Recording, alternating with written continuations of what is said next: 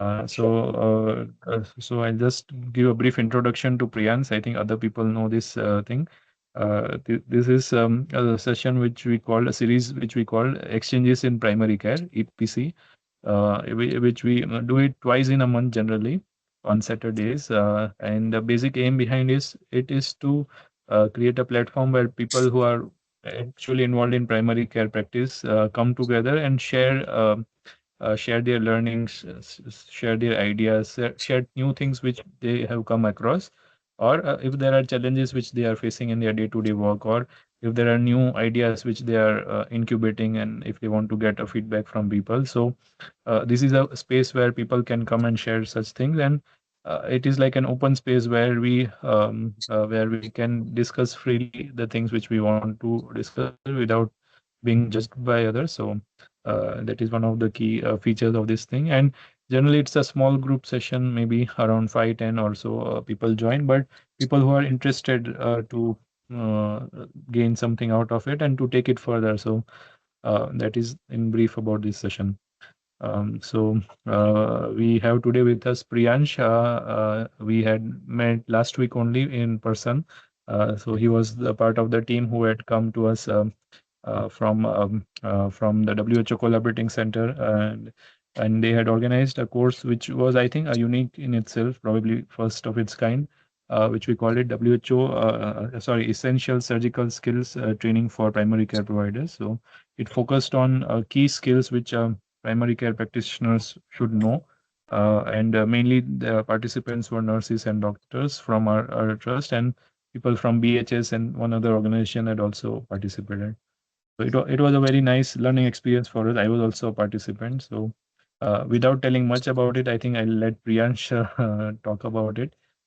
So yeah, Priyansh, over to you. I think you can just take it ahead from here. Yes, thank you so much, Sham. And it's an honor to be with everyone on this call who have been working in the primary healthcare space. I would love to hear, after the presentation is done, your feedback on how do we make it much more structured, or how do we improvise it, because we are seeing this as an exercise not just to fixate on our model itself, but how can we more make it accessible to the primary healthcare systems. So I'll just have this presentation more in terms of how the structure looks like. Yeah. Yeah, I'll just look forward to have this session as how this entire course looks like, and how it was a bit of the history, how the structure is, what was our experience with Dr. Sham and his team in Danks, and I will be happy to share some feedback that we gained from our facilitators and even from our participants, and then we'll have some questions that would be wonderful to hear from you, everyone. So, starting off, I'll just quickly share my screen. I'm just let me know, Sham, if my screen is visible. Yeah, it is visible. Yes. Perfect. Thank you so much. So this is I'll just start off. This is a beautiful place, as we know, in Dangs, and this was an essential surgical skills course for primary healthcare providers, and in collaboration with the WHO Collaborating Centers for Emergency, Critical, and Operative Care, which are situated at two places: the George Institute for Global Health in India and Delhi, and the Harvard Medical School has a program for global surgery and social change. So below which we had this entire session done. So, in all, I'll just give a context on what WHO had been saying over the years is that there are 44 essential surgical procedures. And when we speak about where should they be performed, ideally to make it most cost effective, and also to ensure that it is as per the referral system that we have in most of the countries. So as we see over here in community facility and PHCs, there are 8 which were recommended, 29 in the first level hospitals, and 7 in the referral or the specialized hospitals. But then eventually we realized that the PHCs have their own surgical needs, which can also be captured. So I would say that the idea is not to reduce the number of referrals. So the aim is, if a person is coming to PHC, how can we reduce the referrals from PHC to the first level hospitals? Things that can be managed, and then to ensure that there's a feedback from the referred hospital as well to the PHC. That is a larger vision that we were thinking of when we speak about these surgical procedures. So what can be stabilized, what can be managed at the PHCs was the focus area. Now, why Dangs district itself? So Firstly, it's one of the high need setting areas, which is having its own remote locations with limited specialist availability. And then we just made a very quick calculation based on what the expenditures are, and we realized that based on the wages, the food, accommodation, the travels, and so on, entirely, even if with the free cost of the government, at least 5,000 rupees per referral is happening, which is more than half of month's income for many. And this just even a simple surgical intervention, which can be managed at PHC, may lead to 100 kilometers travel from Danks to have a definitive surgical care. So the idea was, how do we prevent and reduce this? One more point is that Dr. Sham, thanks a lot for engaging with us. So there is a community of practice. In simple words, it's a WhatsApp group where we share clinical cases. So whatever there's a struggle is a bunch of experts from across the country and beyond as well, who share interest in working on and discussing clinical cases and how to manage. But because it's virtual, the things are very limited, but we could understand the types of cases that we were getting at Dang's district, at Purna Clinic, where Dr. Sham is leading. So I'll just quickly go now to the next part, is the learner's journey with the operative care course that we're discussing about. The way it was planned is that it starts with learning with pre-readings that we share. It is 1 or 2 pages per topic. And then one thing which we did not do in this time was to test the theoretical knowledge with assessments and interactive activities, because this was the first time we are engaging with the participants. And then we get into the game of creating and practicing and testing using low cost hands-on models. The one that you are seeing on the screen is for the vascular surgery and venesection. So may or may not be used. Uh, And yeah, Sorry, I think the slides are not moving. is it?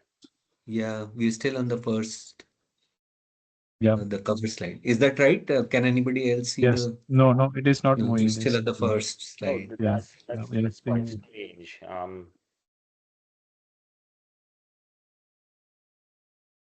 Let me just reshare it. I think there's a might be a technical glitch. Yeah. Yeah, is it moving? Yes. It is Yeah. moving now. Yes. Thank you so much for pointing it out. So, yeah, so over here, as we see, this is the cases that we were discussing with Dr. Sham in the in one of these groups, just to see how we can make best use of the experts around, who were happy to just share on no funding or no or pro bono basis the guidance on how do we manage these clinical cases.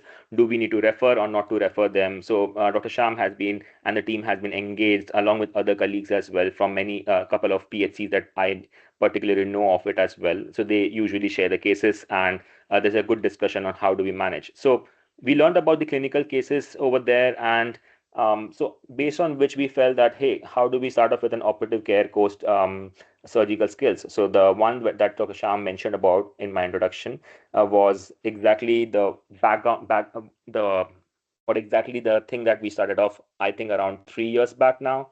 And the way we did it was, so we had a bunch of folks and people who were from many low and middle income countries who had come together from various areas, or working in resource limited settings, and to make modules. So firstly is, if I just think from a learner's point of view, if I'm a learner, I'll just start off with learning with pre-readings, 1 or 2 pages that we shared, and then we test the theoretical knowledge with assessments and interactive activities. This is something, one step that we did not do in this piloting.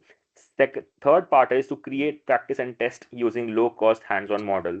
The one that you see over here is a vascular surgery model, and the intent is we call them as portable learning labs. In simple words, it's a low-cost, do-it-yourself models which can be carried in a backpack as well. And the digital learning is, again, as I mentioned, is the things that we share with them as pre-readings or even after the session is done.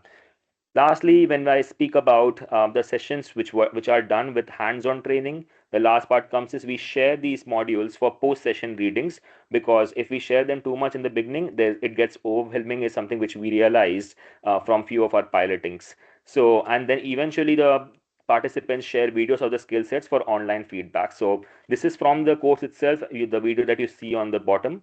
But the idea is, if some videos can be shared eventually, we can understand as well that whatever intervention was done, is there any struggle or is there any particular place that they seek feedback. So bottom line is, we are trying to bridge the gap between I can do versus I do things in the can and do gap in surgical care. And this is all coming out of this book, as you see on the screen, Surgical Care at the District Hospital. So SCDH was a book in 2003, which was one of the Bible books for many countries to do surgical procedures. Many of the PHCs and community facilities also use some of these procedures for their settings as per whatever is feasible.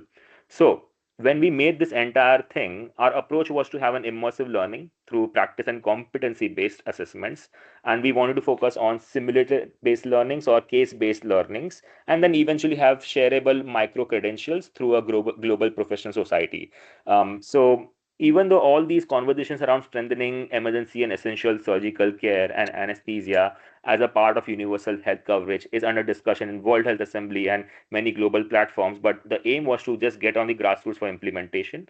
So our target population for this course is will be all surgical providers, whether they are trained formally or not trained formally, as we call in the policy or the academia space as task shifted workers who are providing care at all levels. So one group of people would be doctors who are providing operative care at a first level hospital in a low resource setting area, or any person who is a non-doctor providing operative care at a first level hospital or other levels in a low resource setting area. So that's something which we are focusing on, and as a target population.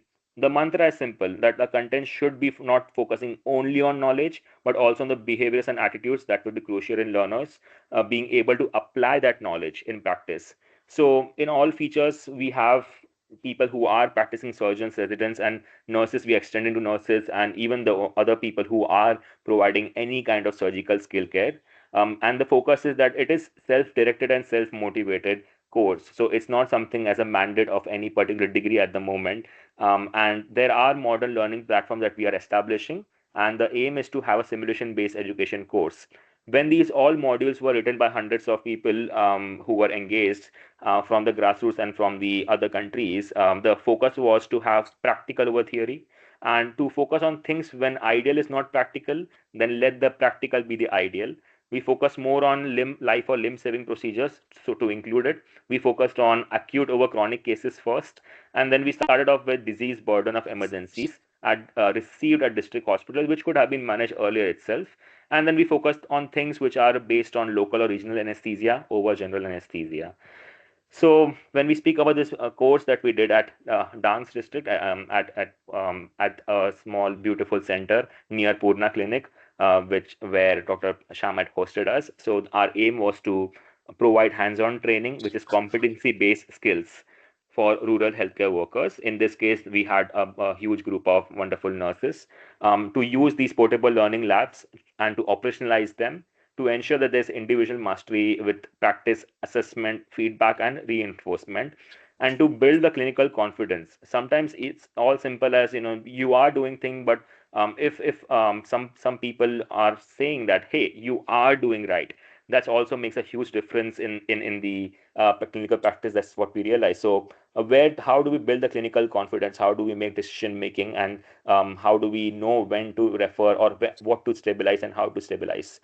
Lastly, is to develop a hybrid learning pathway. So we did an on-site training, yes, but we want to also add on with it some online reinforcement sessions. So the way we had the implementation from conceptualization was that there was a request from the center, and based on which I had a discussion with Dr. Sham on what this entire thing is about and what are the list of modules that we have, and we share that inventory of all the modules with him.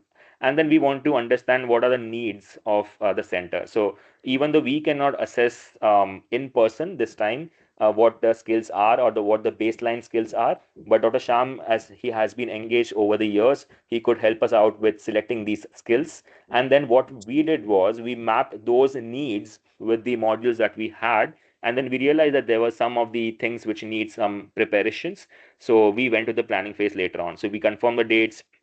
There were 16 participants, and the planner was finalized, and the agenda was finalized. For the preparation, we made these content packages for participants, which went as pre-readings to them. We have already collated the PowerPoints, but since they were catered to district hospitals, so we are just reducing things from those modules so that it's more aligned with the PHC. So the content is already there. We are just removing things like which are very complex procedures which cannot be managed or needs good ICU setting and so on, which are more of district level things. So eventually we design the PLLs, or what I said as portable learning labs. So when I say the portable learning labs, I already shared there's a structured way that we do it. So it's like a IKEA thing. You have a manual and you send it to anyone. They can just read that and they can make it on their own. So, and then they can just plug and play with oranges or bananas, which we use this time. And so what we did was we collated all these materials and then we did the coordination. When I say the portable learning labs, these are low cost, locally available materials. We use things like oranges, bananas, clay, and log as well, which was just available around thermocol, and so on. So they are easily transportable. We could get them from any place. That was the beauty, and that's something which we envisioned to do for all the surgical skill sets ahead as well. So the group structure that we did was over 2 days. We had 5 to 6 participants in small groups per skill station. We had three of them, facilitated by three facilitators. And then in midway, we had large group discussions as well with all participants. Our method of teaching per station was that the facilitator demonstrates first, the individual participant then practices, followed by direct observation based assessments, and then we had immediate feedback and correction being discussed, and then we focused on reinforcement through repeat practices. Yes, at this time I would say that we could not have multiple rounds of repeated practices, but what we are envisioning is what is going to happen after the session was done. That is, after the entire training is done, we will be looking forward to connecting with the participants, and that's a subject for further discussion with Dr. Sham as well. So what did we do? So first of all, we focused on suturing and knotting, where we focused on instrument handling, knotting techniques, skin closure on commercially available silicone pads. This is the only thing that was a commercially available thing. Others were more of all locally available content that we used. So for local anesthesia, we focused on local infiltration, ring block, wrist rock, and ankle blocks. So we covered the anatomical landmarks as well in the same. The incisional and excisional biopsy, again, we focused on superficial biopsy, not the deeper tissue ones, under all aseptic precautions with instrument handling, sample handling, formalin bulb usage, and transportation. And sorry, but some of the bananas had to sacrifice themselves with this. And coming on to the next part was immobilization and offloading. So we focused on plaster slabs and splinting. And one of the participants just volunteered, Dr. Nirali. So she just wanted So to, again, Priyansh, yeah, the slide is not moving again. is it? Yeah, we are in It the is a banana slide. biopsy slide. Yeah. I don't know why this is happening. Apologies for this technical glitch. Let me, is it visible now? Yeah, Yes. yeah. Thank you So, so much. yeah, it is the Um, suture slides. Yeah. Yeah, I'm on the incisional and excisional biopsy right now. Yeah. Mm. So yeah, some of the bananas that I showed. So this is just simply made up of clay and bananas. Now, how do we made it and what exactly each component means? All these things are already mentioned in those two-pager portable learning lab documents that anyone can pick up and make on their own. So that's about the incisional excisional biopsy. Then we focused on plaster slabs and splints. One of our participants did volunteer for that. You can see Dr. Peksha is doing it on Dr. Nirali over here.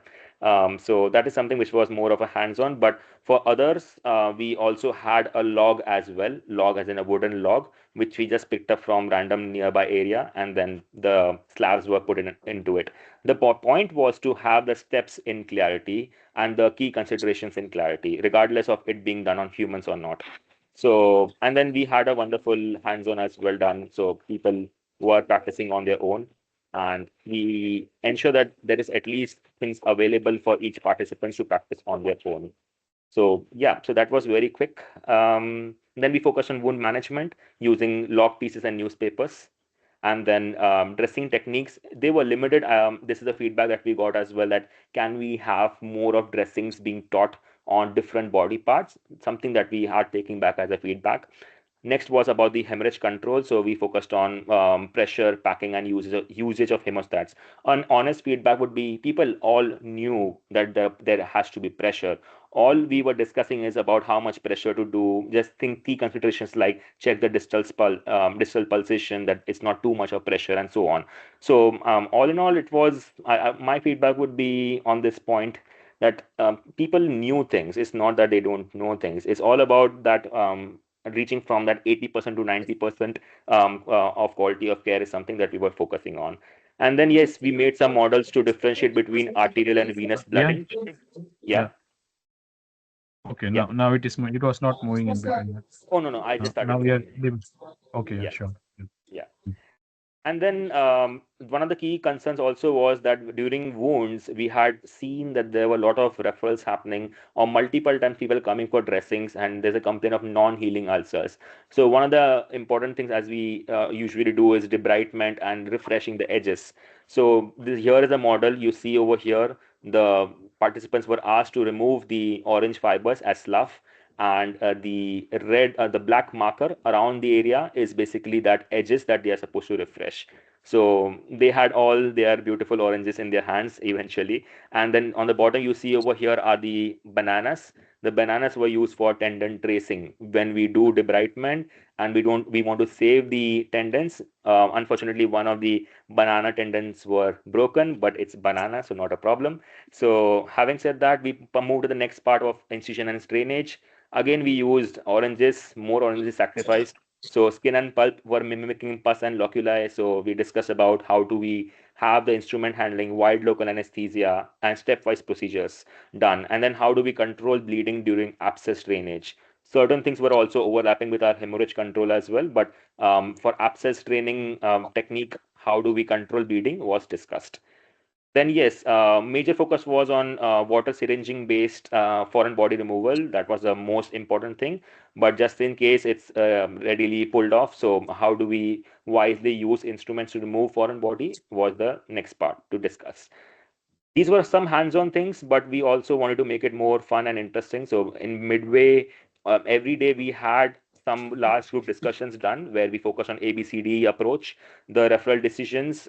We still are to cover this in the online sessions on referral decisions for conditions. Then we focus on patient communication. So we had some role plays done as well within the same. And then, yes, the last part was waste disposal and sterilization. So what was achieved was that we had 100% hands-on practice. So every participant performed each skill personally.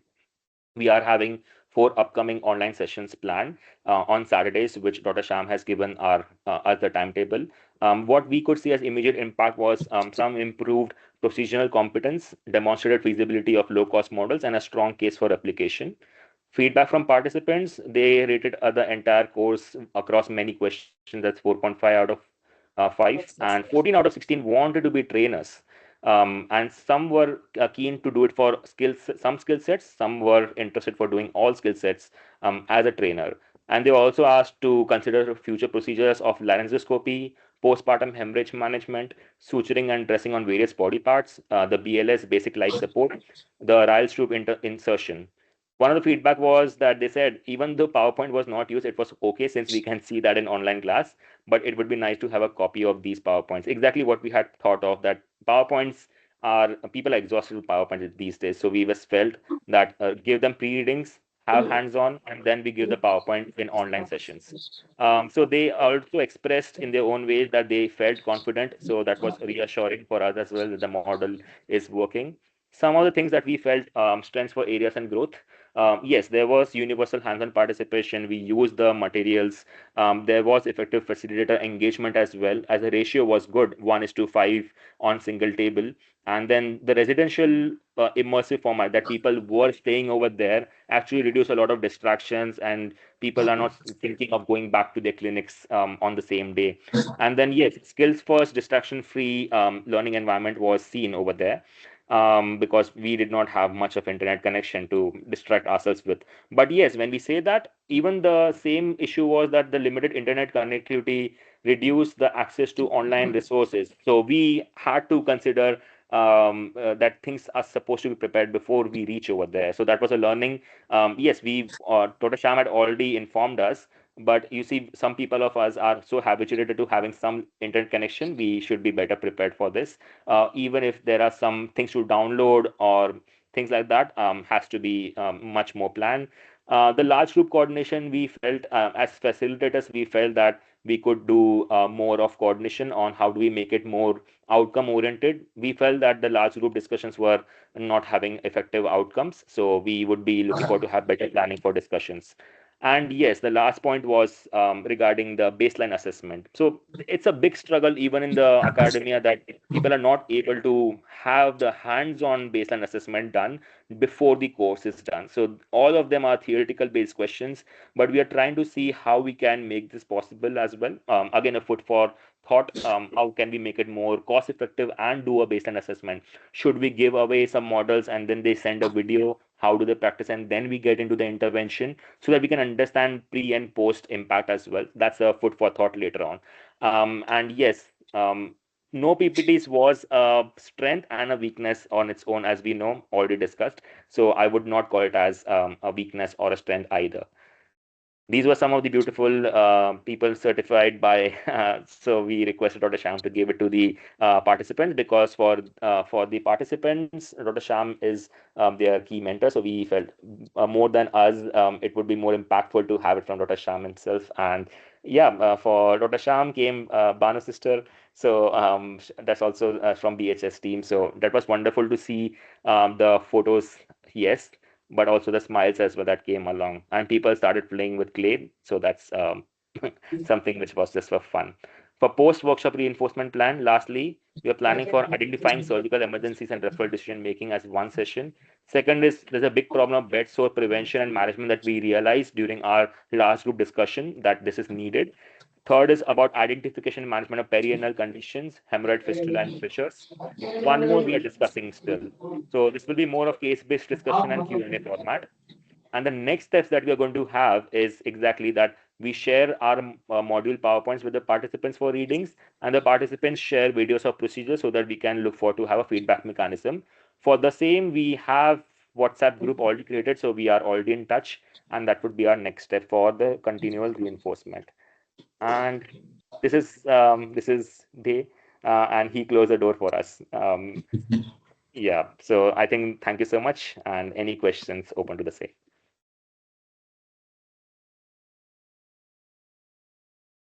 Mhm. Thank you, Priyansh and Sham. I think a wonderful uh, work, and very good to see it firsthand as well. I mean, I heard about it from the nurses that participated in the course.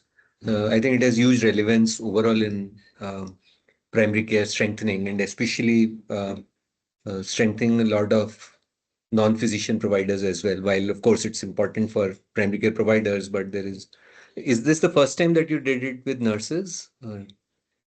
No, so in the past we have done this in Wala Walkar as well in Maharashtra, for example, and in other places. Even this is being done already in Sierra Leone and Liberia by our partners over there. So over there they have struggles of having specialists at all.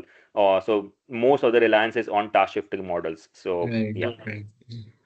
Yeah, in India, unfortunately, it continues to be an over-reliance on the non-existent physicians. But great work. I think overall, the methodology, etc.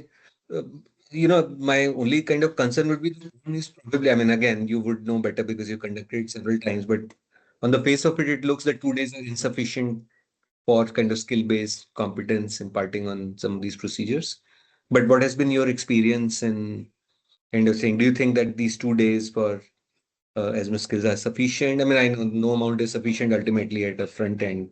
It requires a lot of ongoing practice, etc. But that was about the methodology. My other comment was, I think catheterization, urinary catheterization is another, bladder catheterization maybe I mean, it's quite a useful. I know it's not typically a surgical skill, but it's still a skill that's quite useful in primary care settings too. There's only other skill I can think of besides what you've already listed. So. Yeah, thank you so much. Just to answer to the first point itself, the number of procedures, our feedback, we had long discussion about this point itself, that the number of procedures, how much should we go with? and how much will each skill station take time, because everyone wants to practice. That's the most important thing that we want to focus on. So the idea was to start off with, in this case we had 10, but I would say that we could reduce one or two next time. That would be my feedback. So it was more than what we felt that we could have covered. That would be an honest feedback, because next time when we do it, we should rather give more time per skill and do multiple practices than giving them just one time a practice. That would be just one feedback. Over. Yeah. Thank you. But Yeah. very useful work, I think, overall in the scope of primary care. I mean, if 2 day, 3 day, or with a few online sessions can impart a very significant part of their practice, and it also builds a lot of confidence among the primary care providers to be able to manage and builds credibility of primary care. So thanks for kind of taking this ahead. Yeah. Thank you so much for your comment. Yeah, I also echo the points that Bhavik made. Very good to see this, Priyansh. So much need is there. And then, you realize that you are seeing a patient with abscess, for example, and who is just refusing to travel to a city. And then if the provider is skilled, then it can be so well cared for in a primary care setting. You know, for you, an abscess will be a very simple thing, but for somebody, for me, it's a big thing still. But if can learn, if the teams can learn, then so much can be done. So, so kudos to you and your team. Thank you so much for that comment.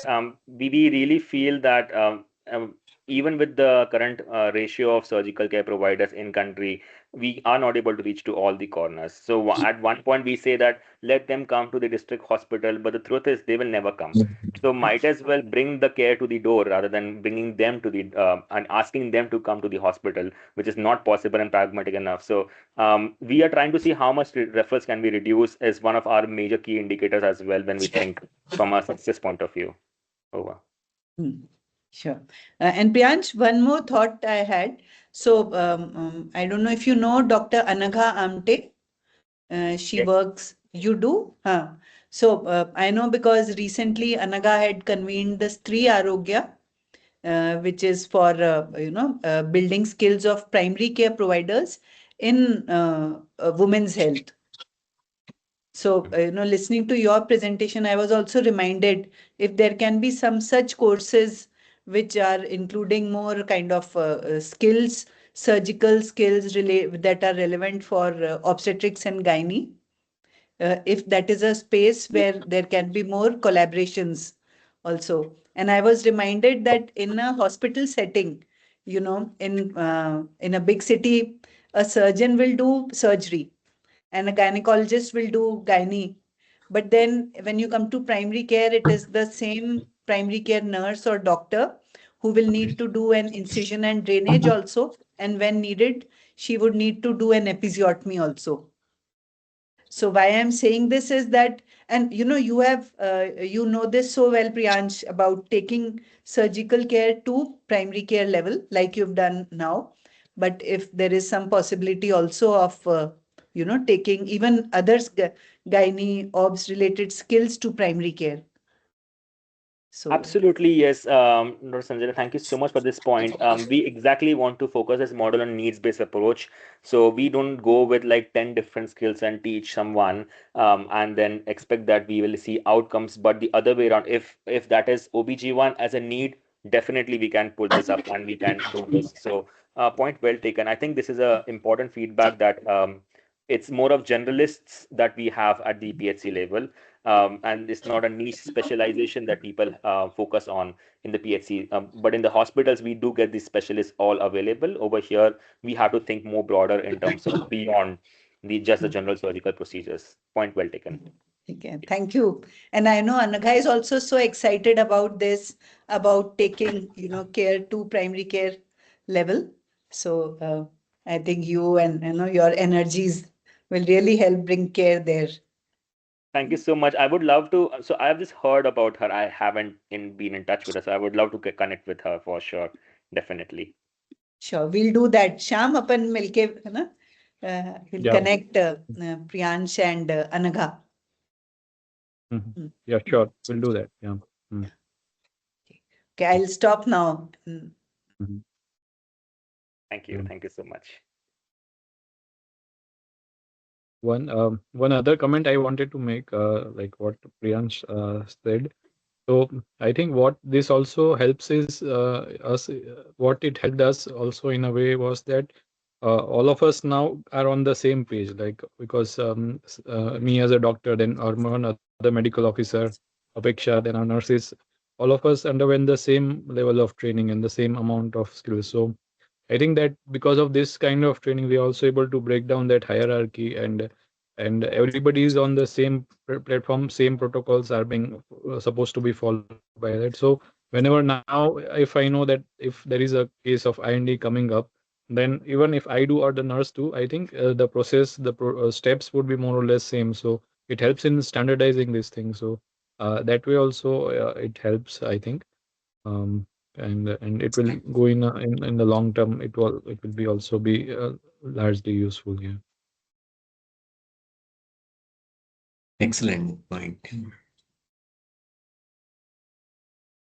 Yeah.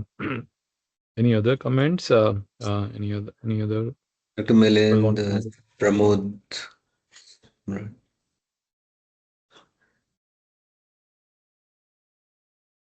Yeah, thank you for this, Dr. Priyansh, this presentation. My point of view is that everybody should be taught to see what to treat and what to be referred at the PSC level. Our limitation should be like everybody should be aware that what they can treat at the PSC level at the clinic and what they should refer to identify the case wise. Then second thing, teaching minimum but hand-on practice on everything, whatever you teach. Maybe it's a minimum scale. It can be one thing. It can be for say IND, but they should be confident treating IND. So this is what I want to add. So it may be frequent sessions of teaching. It may be like on Zoom or online, whichever facility we can use. But it's like minimum skills, but with some perfection, something should be there. That one who is doing it, performing it, should be confident enough to take it at PSC level. Point well taken, Mm. Pratik. Thank you so much. Yeah, sorry. Yeah. No, no, please go ahead, Priyansh. If you want to respond, I thought I'll also just add to that. But yeah, please go ahead. Yeah, I think that's also one of the biggest challenge as well that we are trying to tackle through this intervention is so one very interesting question one of our senior professors, Dr. Nobojit Roy, he asked on this because he's an integral part of this course itself as and one of the lead persons for this for long time in public health. So the question was if you have to, what's easier for a person to do? Is it to refer or to manage? The answer was the refer was the easiest thing to do. So the narrative what we're trying to change is that we do not want to teach them how to refer. I mean, people know to refer already. They know they are referring. All we can do is a structured referring. That's the only thing to teach. But most importantly, when not to refer is something which we are trying to also say. Like, can this be managed? The challenge is that can this be managed and how much can this be managed? How much can I stabilize that level of that if the person is stabilized, the damage control is done, I refer the patient. Is there a head injury? Can I just do an ABCD, stabilize the patient, and then send it rather than sending it from the gateway of the PHC and then so on. So that's the only intent that we're focusing on. That not to have that over doing of things for sure, but that needs certainly good online sessions as well, and algorithms to be created. Very clear algorithms are very difficult to make, but for PHC level because the resources are different. But that's what we are trying to also figure out, how can we make it for most common cases at least, so that people know that if these are the top procedures coming in, at least I know the initial management to be done. How do I control the hemorrhage, for example, and then I send the patient at this level. Okay, these ABCD is done. Okay, that's also fine. Refer after ABCD. If an IND is done, if it's complicated, it's not getting drained, maybe then we can refer it. But at least let's start off with IND. Sorry, let's start off with IND as a procedure, and then we see what the complications are. And also we are trying to bridge the last gap is during this entire thing. Now it's a 2 days program, and when we go away, what's next? So just to sustain the connection, and just people will still have queries. So where do we get those queries was the big question for us. So for that we are starting out. We have this ongoing community of practice. Dr. Sham knows very well about that as well. So over there, we share the cases de-identified, of course, and then we discuss those cases as well wherever and whenever it's needed. So that's the one more additional component for sustaining the communication as well between people and the challenge that they face. So that's the thing I would like to share. And point well taken about the referral discussions to be done in more stretch. We are having an online session for this, so upcoming one. Yeah. So, Priyansh, what's your kind of current capacity to train? I mean, can you respond to, I mean, for example, there are many other organizations who would benefit from something like this. Um, are you currently able to respond to those needs within India? I'm talking of. Yes, definitely. So right now, what we have, the next step is actually in April, we are doing the same in 3 district hospital. That's focused on district hospital, not on PHC. But the model is going to remain the same. It's just the skill sets are differing, like the more higher end skill sets for DH. So in Ayodhya and in Gaya, and even in 0 district of Arunachal Pradesh. So Bihar, UP, and Arunachal Pradesh are the target areas in the month of April. And then yes, we can definitely look forward to scale up. That's not a problem as such for us. Yes, we would require some initial months for just to get the trainers and get the financial things in, like all the logistical discussions and things in place, but otherwise it's absolutely feasible. But how much numbers are we speaking about? I would love to know about that as well. Yeah. Yeah. No, I mean, I think the need is, I mean, to begin with, I was thinking of, doing it at our place in Rajasthan. Um, but I can see that this is something that can, I mean, that's as an offering to primary care providers in general, which are, I mean, there'll be several places where it would be very helpful. And also because there is also an increasing focus on non-physicians delivering primary care. So kind of sits very well as an input to that. Yeah, we are happy to scale up. So that's the exact intent. We learn from our each session. So we have our feedback already received from dance, for example. We want to incorporate them and maybe just do a bit more better job next time, and then bit more as we grow ahead. So certainly we are happy to work with other partners as well and make this happen in other PHC levels. Excellent. Thank you. Thank you so much. Yeah. Pramod, you are going to say something? You want to share anything? Hello, sir. Myself, Dr. Pramod Pawar. I'm working as a teleconsultation medical officer with Purna Clinic as well and Sarvamangal Clinic. I also wanted to come, but due to some problem, I'm not able to attend the this 2 days workshop previously. But it's very good idea to to teach all the primary care providers that the basic surgical procedures, because it's needed, because I am now in district hospital actually as a medical officer, but I also see the patients, the PHCs, because in my village also there is a PHC, but there is no any, but they just they do suturing. Nothing other surgical procedures is happening in the PHC level. All patients get referred to the another facility. They directly come to the district hospital, so that the uh, strength of there are a lot of patients with uh, for minor cases. They are coming to district hospital.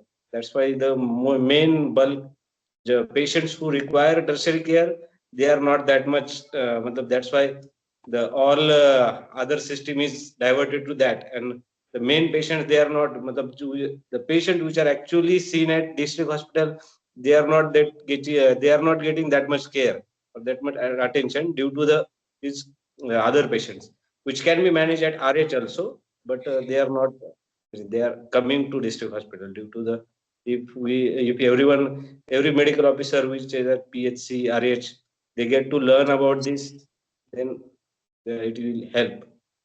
That's a good thing, sir, you are doing. Thank you. Thank you so much, Dr. Pramod. Grateful for to hear about your services as well from Dr. Sham. I have heard a lot about the teleconsultation services.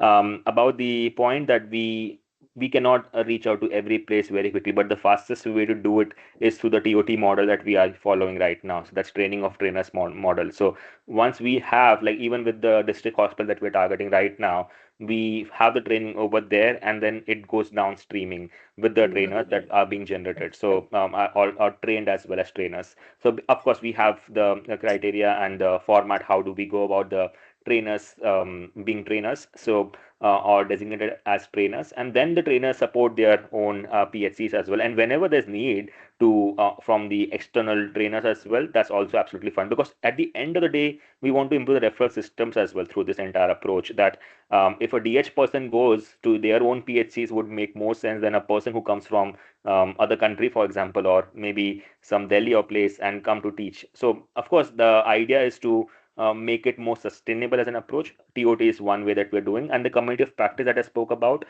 like having a WhatsApp group just for any other questions when people need it, would be a longer vision that we are having over. Yeah. Okay. So, so I think we are towards the conclusion of this session. Any final quick comments or any remarks if anybody wants to make? No, I think it's also been Okay. very efficient. We are finished in 55 Yeah. minutes. Yeah. I think that's a surgical precision. Yeah. Yeah. And Yeah. Priyansh, do Okay. you work with Dr. Anita? Yes, Dr. Anita Gadgil. Yes, Yes, she's yes. she's my senior in at TGI. Yes. Yes, yes. Please convey my regards to her. Oh, definitely. Wonderful.